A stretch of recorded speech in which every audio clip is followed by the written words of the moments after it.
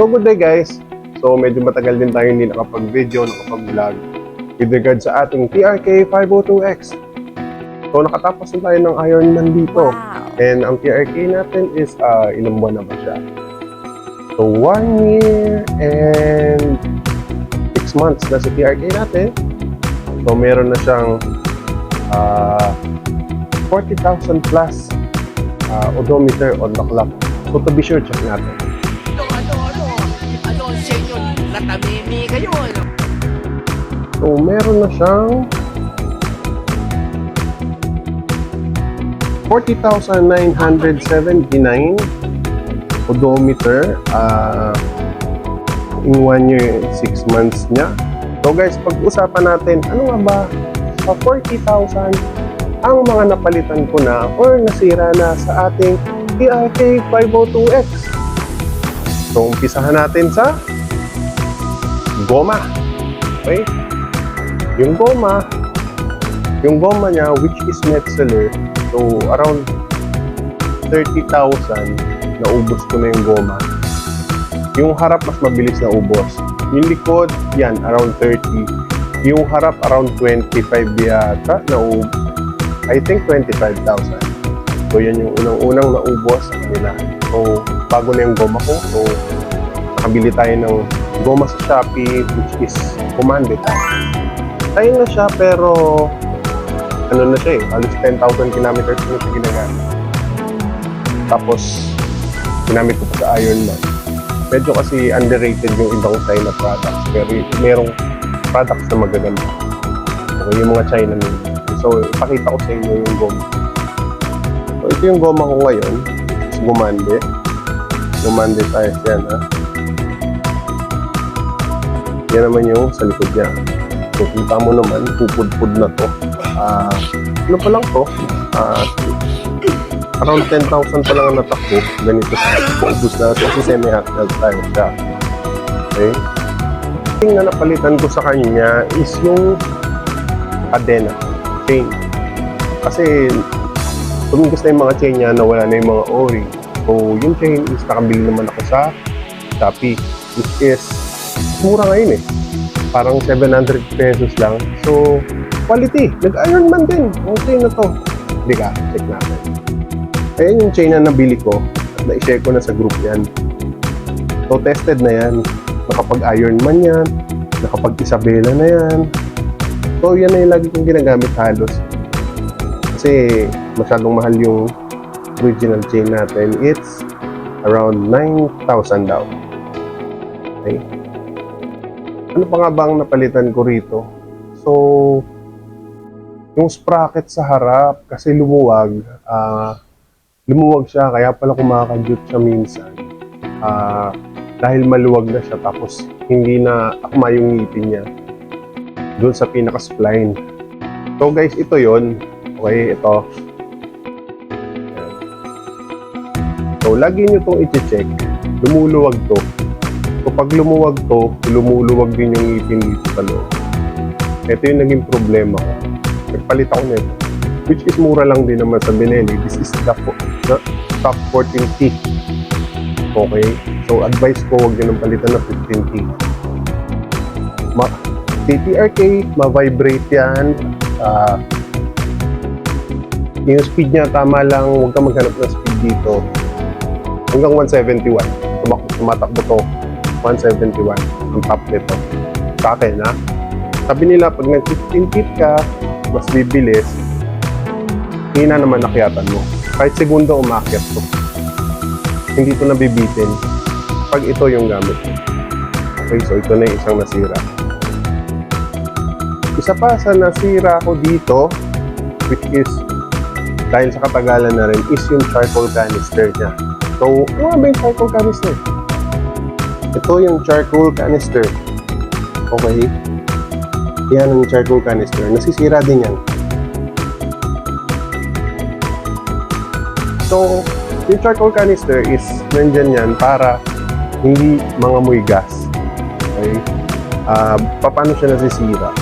So, pag sobra-sobra yung ginas nyo, nagpas doon sa pinakabakal, nag-overflow yan. So, mawawala na laman. Ang laman kasi nun is, on the word itself, charcoal canister. So may charcoal yan sa loob para hindi ka nag-aamoy maasim ng LPG. Okay?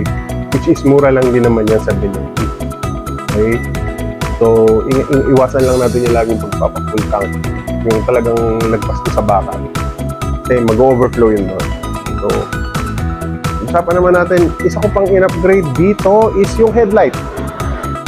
Headlight, okay? So, pinalitan ko na siya ng LED.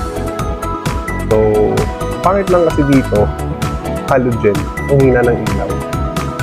So, may halogen, at the same time, mainit. Ang mangyayari ito, kukupas yan, magiging dilaw.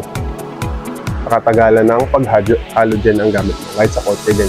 Okay, kaya nagle-LED, mas malamig ang LED. Okay. In-upgrade ko rin to. Nakita nyo naman yan sa mga previous vlog ko. Tapos, isa pa tayo doon. Okay. Preno, harap. Sa 41,000, almost 41,000 kilometers nito, hindi pa ako nagpapalit ng preno sa harap. Wala pang palit yan. Pero, chinek ko, makapal pa siya. Almost, bawas lang siya ng konti sa kalahati. Pero knowing na lagi itong long ride. Long ride. Yung likod na medyo mabilis maubos. Siguro sa 20,000, nung binuksan ko yung likod is may 1/4 pa. So ano nga ba ginagamit ko sa likod? Ito advice ko lang, pwede dyan PCX TV. Okay? Yan ang gamitin nyo. Hindi sa mas mura siya, pero mas makapit yung ilaw. So, let's talk about naman the oil na ginagamit ko. So, nakapag-try na ako ng Air, Mobil, Zik. So, currently gamit ko is Voyager. Voyager yung synthetic blend nila. So far, okay naman siya. So, isa sa mga pwede nyong gamiting alternate na oil filter is Vic 901. Bakit Vic 901?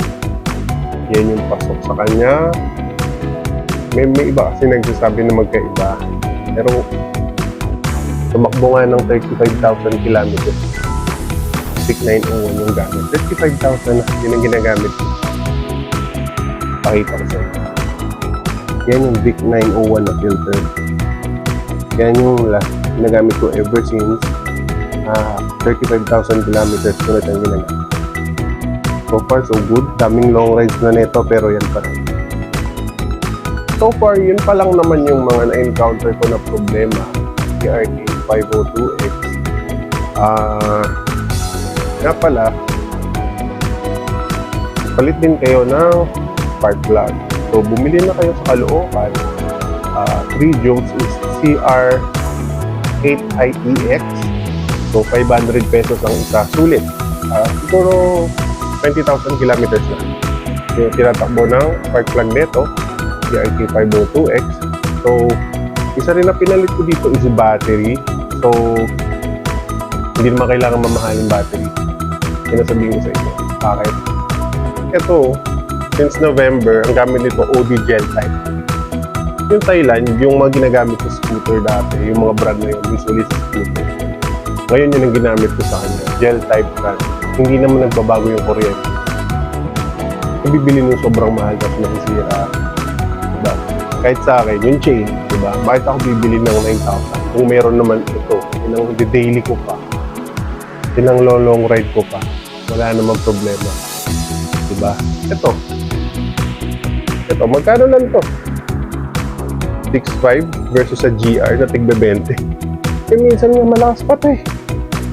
Diba? Pinagkaiba lang may module. So, no hurt feelings sa mga mahilig sa mga brand. Diba? No hurt feelings. So, pasensya na kasi ako gusto ko lang tulungan yung kapwa ko na TRK 502X. Saan sila makakapag-source out. Actually, may mga parts ng TRK sa Shopee. Benelli, I think Vietnam or Thailand siya. Mas mura yung parts nila kaysa bibili ka rito. Yung clutch nito, sa 40,900 niya na tinakbo, wala pa akong kaproblem. Bakit kamo? Kasi in-adjust ng tropa ko, so shout out, Boss TJ Hidago. Yan, nung pagkabili ko, dinala ko sa kanya. Sabi niya, Tol, ba't ganito yung settings ng clutch nito? Masyadong mataas, masusunog agad to. Which is totoo naman. So in-adjust niya. Yan, 40,900. Hindi pa ako nagpapalit ng clutch versus sa mga bagong bumili na hindi nag-adjust, which is 8 to 10,000 kilometers nag-a-adjust na ng clutch. Okay, so take note niyan. Magkano ang clutch niyan pag binili mo sa Benelli? Siguro almost 12,000 ba? Pakamahal. Ako kasi into fanatic ng mga ganyan na sobrang mamahal kung meron namang mas lower yung price. So, kung bibili ka sa Benelli, it's worth I think 12,000, 11,000 yung clutch nito. Pero may mabibili ka na slipper clutch na tagsa 6 pad. Pero tsaka na yun kasi hindi ko naman nagkakaproblema yung clutch ko nito. Primera, segunda, tercera, dumadamba pa to.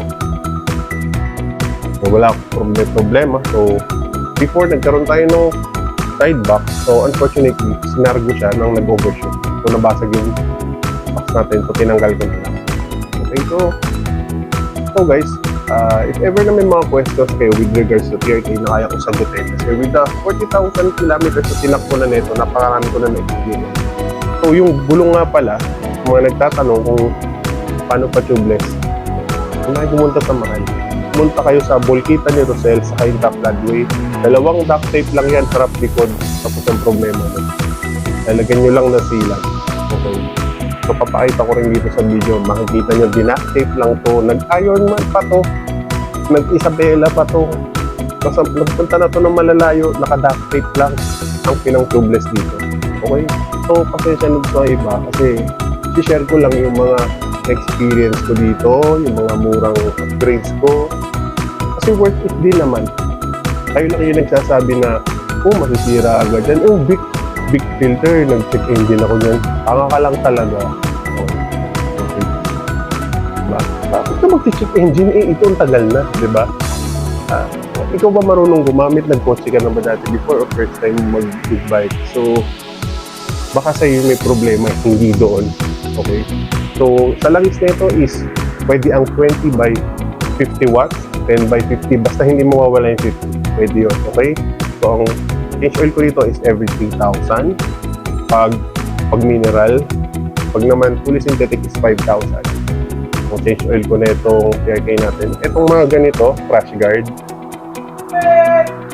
Mabibili nyo lang to Shopee, Lazada. Minsan mas mura pa. Matibay to kasi tested ko na to. Okay, na ano na to. Nakabangga na ako pa nagbayad. Hindi to nasira. Wala nasira. Okay, so yun lang guys. So hopefully nakatulong sa inyo yung konti nating tips sa TRK saka sa mga aspiring na gusto bumili ng TRK. So follow nyo lang yung page ko. Ito, follow nyo yung YouTube channel ko kasi may mga videos tayo doon. Nag-upload ako ng mga important videos doon para masubaybayan nyo, makita nyo yung mga experiences ko sa TRK 502X. So, till next vlog, ito, yung man TRK natin, mukhang bago pa rin. Basta alagaan nyo lang yung TRK. Isa pa pala, hindi naman sa pag-aano, pero minsan may mga low odometer na binibenta 2019, 2020, tapos pag na-acquire nyo, doon lalabas sira. Ako, opinion ko lang mas bibili na ako ng medyo mataas yung odometer. Alam ko ginagamit, mini-maintain. Kesa doon sa low odometer na ang tagal-tagal na ng model, sasabihin low odometer. Yung mga hindi ginagamit yun, no weekend life. So, I'd rather buy something na running everyday than sa laging tulog sa garahe. Okay, so, wala tayong ano dyan no hate tayo dyan Opinion ko yun. Kasi ito, 40,900, wala akong naramdaman dito. Problema. Okay? So, nag-ano ko kagad kung may masisira. Nararamdaman ko kagad. Diba? Parang may ibang pakiramdam. Tapos i-feel nyo lagi yung motor nyo, pakiramdaman nyo. Yun lang naman ang importante. So, ito, so far, so good. Pero, bala ko next year mag-upgrade na ako. Siguro, either Sansag, Tenere, Bistrom, or anything, or CF Moto 800, or bala na. Pero very reliable. Pyesa marami. Pinili E-Rod, pakadaming pyesa. Okay, kung anong gusto mo, kahit yung pinakamaliit na rubber meron sa Benelli E-Rod. Consumption, napakatipid. Yung speed. Of course, this is an adventure bike. Kung gusto mo nang mabilis, sports bike ang bilhin mo. Huwag kang maghanap dito ng speed. Okay? Ito kasi nag-top lang to sa akin 171. Eh, mabigat ako eh. Diba? So, yun lang for today's video and hopefully mag-follow nyo ako, mag-subscribe kayo sa akin. So, no hate tayo dito. Nagbigay lang ako ng opinion at hindi porque owner ako, sinasabi ko na nabili nyo. Okay? Marami dyan na mas malalakas or something na magugustuhan ninyo ng motor, mas mabilis. Pero pag dito, huwag kayo maghanap na sobrang bilis. Kasi ito is a 500cc lang na which produces 48 horsepower. Okay? So yun lang guys. Till next vlog, see you on the road. Wear safety gears and ingat palagi.